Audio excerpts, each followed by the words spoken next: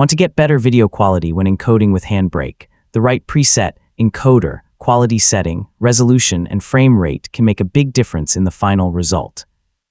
In this tutorial, I'll show you how to improve video quality in HandBrake in 2026. So let's get started. First, launch HandBrake and click Open Source.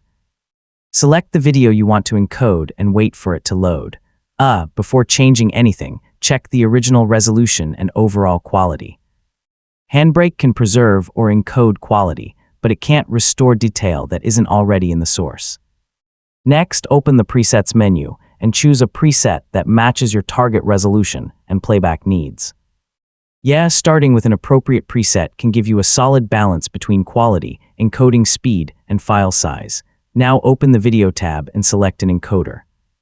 H.264 is a good choice for broad compatibility, while H.265 or other supported codecs can provide more efficient compression.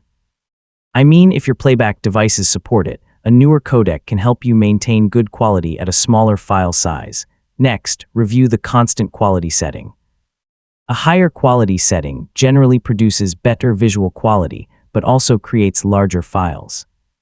Take a moment to find a quality level that works for your source instead of automatically choosing the highest possible setting.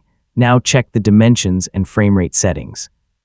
Avoid reducing the resolution if your goal is to preserve detail, and keep the source frame rate when possible. Also make sure you're not accidentally cropping important parts of the image. Finally, check the audio, subtitles, output format, and destination. Then click Start Encode and wait for HandBrake to finish. So when it's done, compare the new video with the original and make sure the quality meets your expectations. And that's how to improve video quality in HandBrake. Start with a good preset, choose the right encoder, use an appropriate quality setting, preserve resolution and frame rate, and review everything before encoding. There's no single setting that's perfect for every video, so a little testing can help you find the best balance. Thanks for watching, and I'll see you in the next tutorial.